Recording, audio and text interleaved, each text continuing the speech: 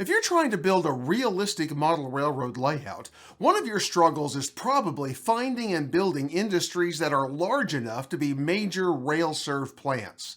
Well, I'm going to show you one way to do just that, as I am building a huge grain elevator from scratch on Ron's Trains and Things right now. Hi, I'm Ron of Ron's Trains and Things.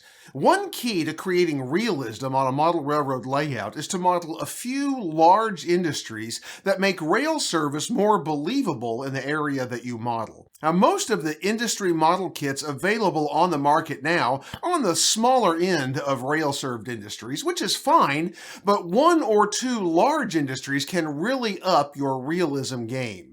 For me personally, I grew up on a farm near two railroads, and so I have always been fascinated with the points at which the farm meets the rails, most specifically with grain elevators. Now, grain elevators over time have come in numerous shapes and sizes, but if you model anytime from the mid-20th century on, you have the opportunity to build a very large grain elevator to be a great rail-served industry if you choose to do so. Well, that's exactly what I'm going to do today, as I am scratch building a model of the huge Elevator F in Saginaw, Texas. And I'm going to show you step by step how I do it. I'm going to first give you just a brief history of my history with this structure and why I'm modeling it, and then I'm going to show you exactly how I built it. So come on and let's get started. This video is brought to you by Midwest Model Railroad. With 15,000 square feet of inventory and one-day shipping, whether in person or online, they are your one-stop model railroad shop. MidwestModelRR.com, link in the description. I first traveled to the Fort Worth, Texas area in 1990 ahead of attending graduate school there. Now, if you've ever traveled through the northern suburbs of Fort Worth, you couldn't miss the three massive grain elevator complexes in the middle of Saginaw, just to the west of I-35. They can be seen for miles. I lived in North Fort Worth for a second time in the early 2000s, and I drove through Saginaw to and from work every day for a year. I thought as I drove there each day that the area begged to be modeled, and of course, such a model wouldn't be complete without representing at least one of these huge elevators. The current project is my third attempt to model the northernmost of these elevators, historically called Elevator F, and today owned by Attebury Grain. As the tagline of this channel says, I'm always looking for ways to improve and build better layouts and better models, so this is in part an opportunity to do just that. The prototype elevator is just over a quarter of a mile long, 120 feet deep, and approximately 140 feet tall. That would make a full-scale model in N-scale 10.5 feet long, 10.5 inches high, and 9 inches deep. Well, I had to truncate this model a little to make it fit on a layout. My first attempt at modeling this structure was this massive thing. I built this silo complex to about 80% in both length and depth on my previous layout before I moved to my current home. This was as far as this model ever got. When I moved and started building my current layout, I didn't have enough room to even model the elevator as an online industry, so I cut the old model down into this smaller, shorter background flat along the back side of Saginaw. Then in 2020, I expanded my layout, which provided the opportunity to upgrade the model to an actual rail-served version. Initially, I had simply moved the flat that I had created to the new location as a stand-in until I had time to build a new, improved model. As you can see, that model was showing wear as the roof was buckling from repeated moving and handling. Well, now it's time to build that permanent model. This version will be about 60% the length of the prototype at 6 feet, 25% the depth at 2.5 inches along the backdrop, and a scale 120 feet tall at 9.5 inches. To model the silos, I used 2-inch Schedule 40 PVC pipe, which has an outside diameter of 2 3/8 inches, about 32 scale feet. The prototype silos are approximately 36 feet, so this would be a good, slightly truncated approximation. I created a stop fixture to cut them to length with my power miter saw. I would need 24 total silos for this model, so it took all of two 10-foot sticks of pipe. I set the loose silos up on the layout just to see how they were going to look and fit into the scene. You can see that I'm using the head house from the previous model for this one, and the two galleries from that model will be modified to create one of the galleries for this model. Since I was happy with how this looked in the mock-up, I boxed up the silos for the next step. You'll note that much of this project is being done in my garage because this model is just too big for my workbench. Each of the two original sticks of pipe had a product sticker. I was prepared to have to work to remove these stickers and the adhesive, but fortunately they peeled off with relative ease. The next step could probably be skipped, but I did it just for good measure. That is, I used acetone on a shop towel to remove the printed lettering from the pipe. This lettering probably would have covered over with paint just fine, but I didn't want to take the chance. The lettering didn't come off completely, but it faded down light enough that I knew paint would cover what was left.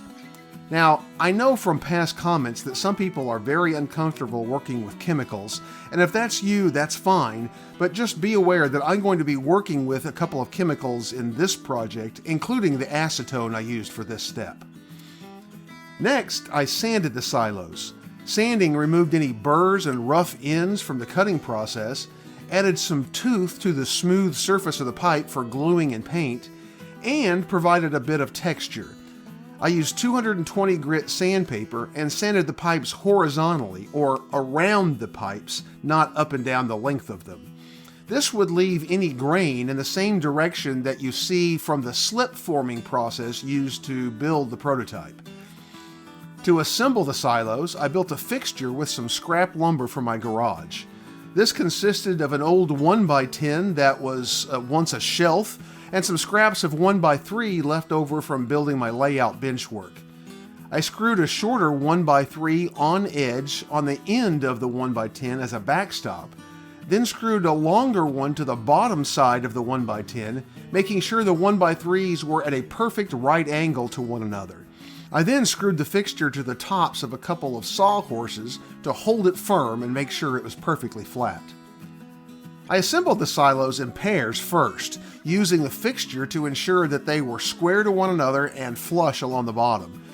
To cement the silos together, I first used purple PVC primer to clean and prepare the surfaces. This primer will stain the pipe, and they do make clear primer, but purple primer is required by code for plumbing use in most areas, so I figured I would use the best stuff to ensure the best results. I did not, however, use PVC cement as it's quite thick and messy.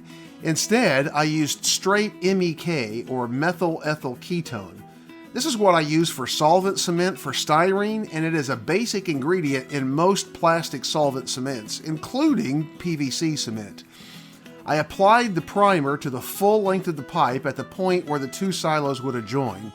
I then used an old paintbrush to apply MEK to both pieces of pipe, clamped them together against the end of my fixture, and added a second application of the MEK to the joint.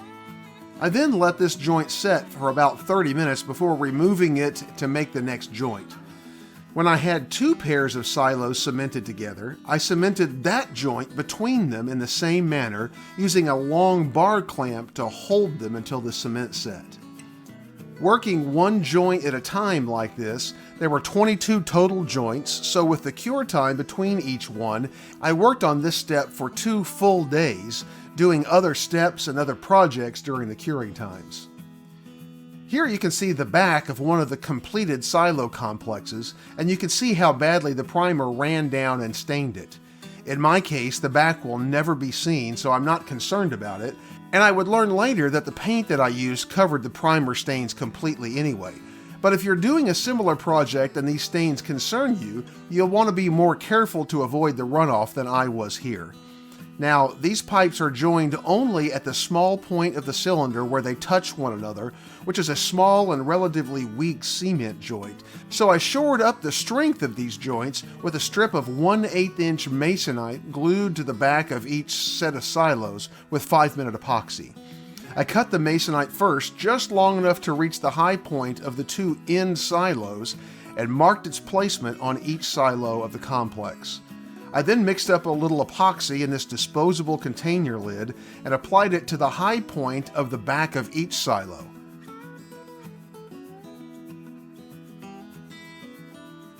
I set the masonite in place and weighed it down until it had cured. This ended up making the silo assemblies quite strong. With these assemblies complete, it was time to turn my attention to the roof. These are long structures, 23.5 inches and 33.5 inches respectively. I could have joined a number of shorter pieces of styrene together to make these roofs, but I didn't want all of those seams. For projects like this, I keep on hand a few sheets of large format styrene. This is 40 thousandths thick styrene in a 12-inch by 24-inch sheet. This is hard to find at hobby stores unless they special order it, but I recently bought this from Amazon, and I'll link this particular one in my Amazon Pick of the Week in the description down below, but there are a number of varieties of sizes and thicknesses available as well, so if you search for your exact need, you'll probably find it there.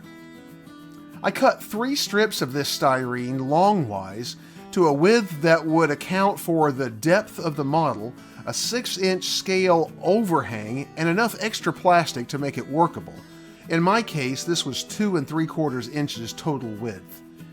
The length of this styrene was perfect for the shorter set of silos, but the long set would require 1 seam in the roof. I marked and cut the extra length needed for the longer roof, and then butt jointed it to one of the full-length strips. I cemented a strip to the back of this for strength, but later I'd have to remove this as it interfered with the roof installation. On the layout, I laid the roof blank upside down where the silos would go, set the silos upside down on top of it, and traced around the silos with a pencil to get the roof line. I suppose it should go without saying that I repeated all of these steps for both sets of silos, though for time's sake I may only show each step once. I had cut a roof like this for previous elevators, but it had been several years, so it took a little trial and error to remember the best way of going about it.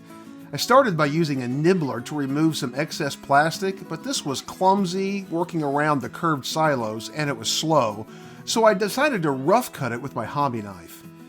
I used a brand new sharp number 11 blade, and I made sure to leave lots of excess plastic to allow me to shape this roof around the silos later and leave the needed overhang.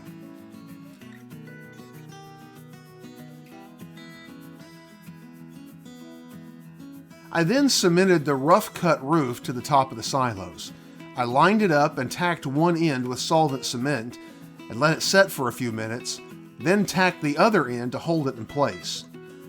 I then cemented the whole roof, working down from one end to the other, weighing it down until the cement dried. PVC and styrene soften with the cement at different rates, so I applied the cement in several passes, let it cure for about an hour, then checked it really well, applying solvent cement to the few places that hadn't adhered the first time. When the front was solid and cured, I turned the model around and repeated the process on the back. Hey, if you're enjoying this elevator build so far and would like to see more model railroad tips, tools, and techniques to help you build a better model railroad, then be sure to subscribe down below and click that little bell icon so you can catch future videos. Notice on the prototype the little flat area between the silos.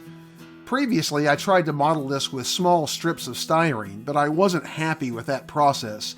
So this time I decided to try using a bead of latex caulk. It just happened that I had a tube of almond-colored caulk left from a home repair project, so I squeezed a bead of caulk between each silo, then used a wet finger to smooth and shape it, being careful not to overwork it. I shaped it along the roof with an artist's trowel and then let it cure overnight. This was my first attempt at this technique, but I'm very pleased with how it came out. The ends of the complexes needed flat spacers between the side of the silo and the backdrop, so I measured along the roof and cut strips of 40 thousandths styrene to fill this gap. These strips needed a little extra support, and the scraps that I had cut from the roof piece between the silos made a great bracket that was already cut basically to shape and bridged between the silos and this end piece. I still needed to create the final shape of the roof, so I used a scrap of 40,000 styrene as a spacer to mark the 6-inch overhang, then used a combination of sanding sticks and round files to shape the roof. This process takes a bit of time, but patience pays off and the final shape of the roof looks fantastic. I cemented the head house to the left side silos. Again, I had built this head house for the previous version of the model, but it's simply a long box, open in the back, made of 40,000 styrene, with some strip styrene used for the corners and the raised portions of the front, and some windows from Tichy Train Group. I cemented it to the silo and the roof, and added a couple of strips for support to the back. Finally, it was time for paint. I didn't want to repaint the head house as I was pretty happy with its color, so I masked it off. I washed the model with some warm water, a little dish soap, and a brush, then rinsed it well to remove any remaining plastic dust, chemicals, and fingerprints, and let it dry completely. I played with a number of different versions of concrete colors for this model. Aged concrete can take on a variety of shades, tending towards gray, beige, and even slightly green. These elevators look more tan to me, so I used Rust-Oleum Camouflage Flat Khaki for the base color. I don't normally like to use rattle cans for model painting because you can't control the flow of the paint, and especially as an N-scaler, it's easy to obliterate the detail of a model by applying too heavy of a coat. In this case, however, I'm painting basically a huge flat surface, so that wouldn't be an issue, and it would have taken a lot of expensive hobby paint to cover this big model, so I used the rattle can. The key to a quality paint job with a rattle can is applying a light coat, then walk away, let it dry to the touch, and then come back and hit it with another light coat, repeating until you have good coverage. I like to paint the recessed areas first because the raised areas are easy to cover, and if I'm trying to paint the recessed areas in later coats, I may overpaint those raised areas and end up with runs. In this case, 2 coats did the trick. I'll be weathering this model later, so a little bit of a mottled look was actually preferable. I had painted the roof with the same color, but I added some patches of black spray paint as well. Both of these will be undercoats for weathering purposes, but you'll see what I mean in a moment. With the whole model painted, I unmasked the head house. It was important to get the weathering right the first time, so I practiced some techniques on the old model. I painted it with the same base color as the new model, then practiced a number of techniques with different colors to get the effect that I was looking for. Most of the weathering of this model will be covered in a separate video, but for the basic shading, I needed to create wide, dark streaks down the silos. For this, I used an airbrush and Vallejo Air black-gray paint, heavily thinned. I needed the streaks to follow lines, but without hard edges, so I started by using a straight scrap of cardboard held an inch or so away from the model to create a soft edge mask. As I went on, I found that I didn't need the cardboard as much as I thought. The streaks look more stark when they are wet, but soften and blend naturally as they dry. The prototype pictures look quite heavily weathered, but I find in N-scale that understating the weather tends to leave a more realistic looking appearance. The roof of the prototype elevator has been treated with white roofing sealant, but it's pretty weathered, so I started by applying Vallejo chipping medium in an intentionally uneven coat with an airbrush. I let that dry completely, then applied a coat of Vallejo Air white. I didn't do the chipping step that you would normally follow, I just let the paint dry, and the chipping medium created this cracked, weathered pattern, which I think looks great for this application. Turning to the galleries, I created the longer gallery using the 2 pieces that I had built for the old model. I had to cut and splice these carefully to maintain the window spacing that I had created before. I couldn't remember exactly what color I used for the walls, so I just repainted this gallery the same color as the new one that I would build. For the new gallery, I built it from the same metal siding shape that I had used for the old ones, Evergreen 4528. With the direction of the shape on this material, I had to cut the pieces from the short side, so it took 4 strips to make the entire gallery. I carefully cut the strips to 8 scale feet tall, making sure they all matched.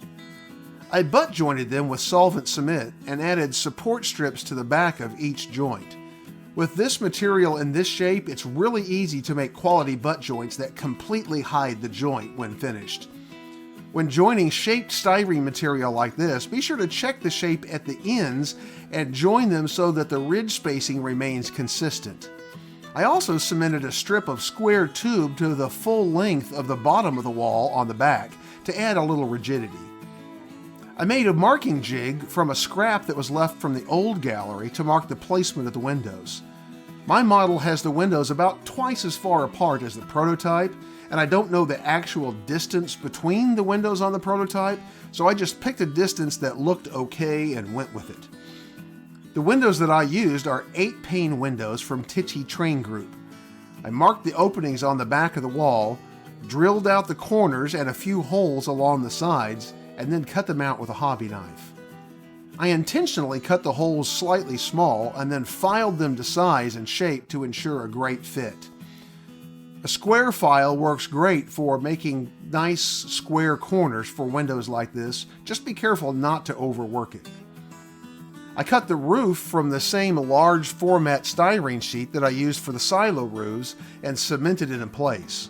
I added some supports between the windows made from scraps of styrene to give the roof a little more rigidity. I painted the galleries with Tamiya Wooden Deck Tan, which is my go-to paint for industrial beige at this point. I treated the roofs similarly to the silo roofs, applying a light coat of chipping medium, and when it was dry, a coat of white. These are the Tichy windows that I mentioned. I cut them from the sprues, sanded the gate smooth, and these windows have an unwanted sash detail, so I lightly sanded this off of the surface and applied them to a paint stick with painter's tape. I painted them a charcoal gray color. I used Evergreen 9005 clear stock for window glazing, applying it to the windows with canopy glue.